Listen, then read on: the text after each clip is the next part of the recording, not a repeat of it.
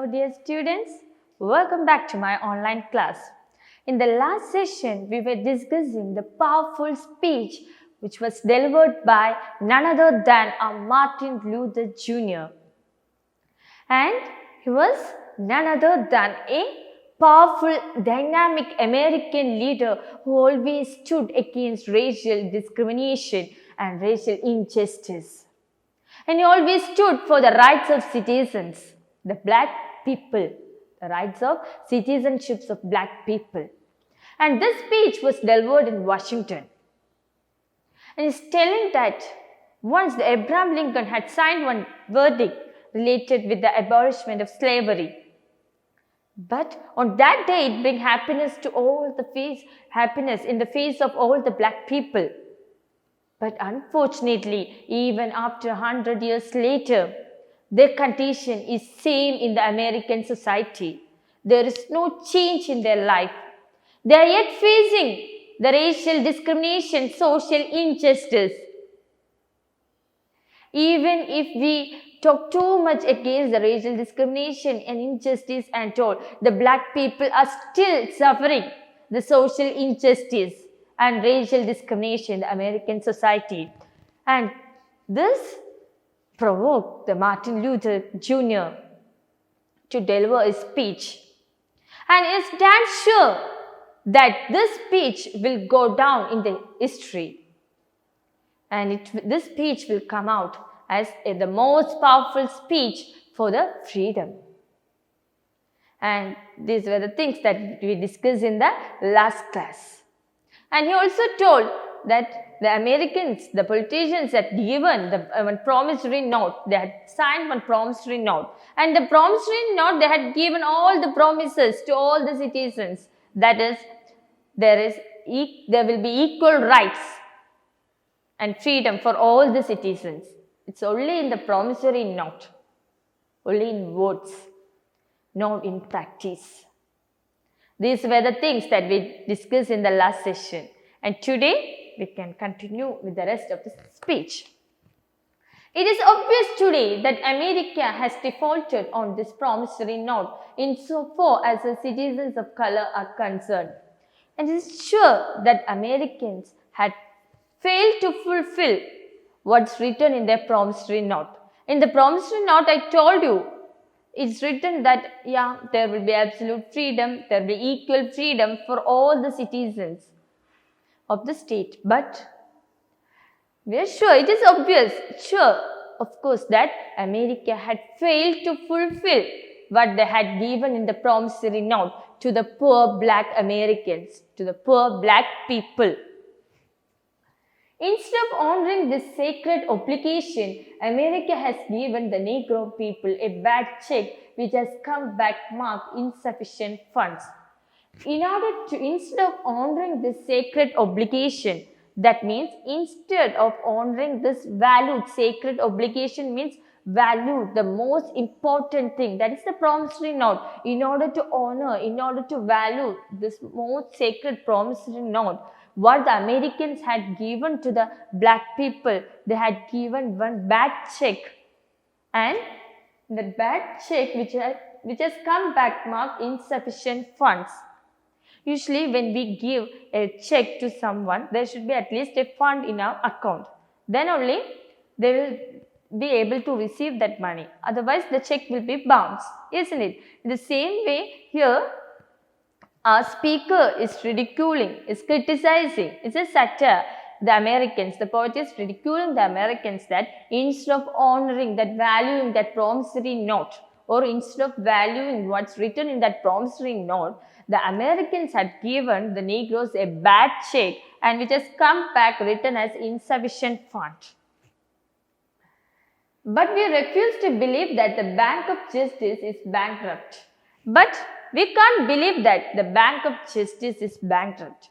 Because in America, of course, the justice is there, but only to the white people, not to the black. So, the speaker is telling that we will not believe that there is no justice in America. There is, of course, the justice, but only to the white people, not to the black. We refuse to believe that there are insufficient funds in the great worlds of opportunity of this nation. And of course, we refuse to believe, we will not believe that there are insufficient funds in the great worlds of opportunity of this nation. In this America, we know there are sufficient funds, there are sufficient opportunities, but you are not giving that opportunity to the black. Everything is enjoyed by the white only. So we will not believe that there are insufficient funds. We will not believe. So we have come to cash this check, a check that will give us upon demand the riches of freedom and the security of justice. So the speaker is telling that we gathered here with one reason, that we come here to cash this check. When we give this check, we want the cash back. And it should not come back as insufficient fund. So we want the cash back. Means the cash represents the freedom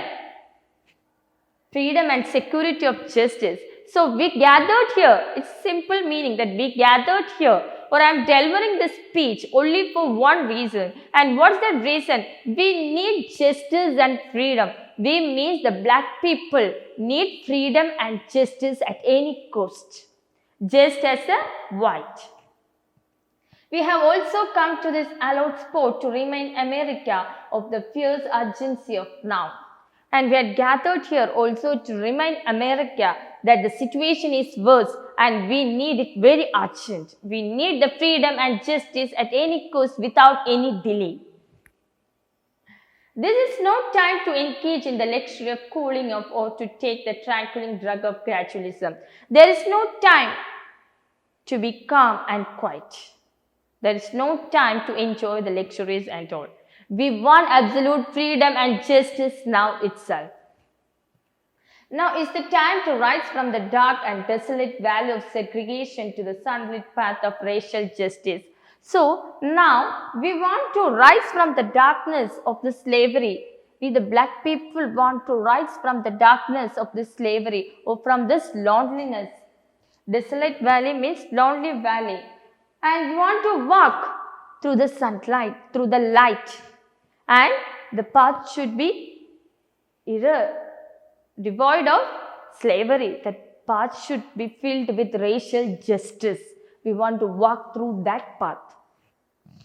Now is the time to open the doors of opportunity to all of God's children. Now it's time. It's time to open the door to everyone, to each and every citizen of this state. Now is the time to lift our nation from the quicksands of racial injustice to the solid rock of brotherhood. Now it's time to lift our nation. Now it's time to lift our nation from the racial injustice that's happening towards the black. And they need a shift from social injustice to the brotherhood, to the solid rock of brotherhood. Means every citizen should be treated equally and as one. There will be neither rest nor tranquility in America until the Negro is granted his citizenship rights. So the speaker is warning, threatening the Americans that Americans will no longer sleep peacefully unless they give absolute freedom and citizenship rights to the Negro. The whirlwinds of revolt will continue to shake the foundations of our nation until the bright day of justice emerges. So soon a powerful revolt will break out. And that revolt will continue to shake. That revolt will shake the foundations of our nation until the bright day of justice emerges. So I am threatening you, I am warning you. But there is something that I must say to my people who stand on the warm threshold which leads into the palace of justice. But I want to say one thing to the people who gathered here. I want to tell one thing, who is standing in this path of justice. In the process of gaining our rightful place, we must not be guilty of wrongful deeds.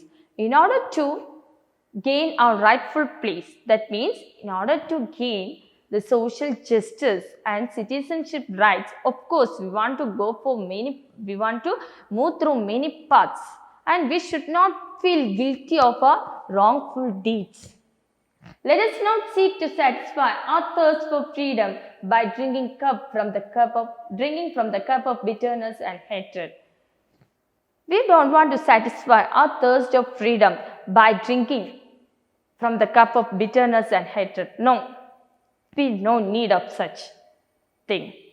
Okay, so here our leader, our speaker is forcing the Negroes to fight against this racial discrimination and social injustice that is prevailing even in this society today. Okay, and this is not the end of the chapter. Again, 2 more paragraph is there that we will discuss in the next session, and maybe the sentence may be a little bit difficult for you, but the meaning is simple. Okay, so read this paragraph twice and write the assignment. Why did the speaker feel that the America had defaulted on the promissory note? Give any 2 points. Okay, submit the assignment on the proper time.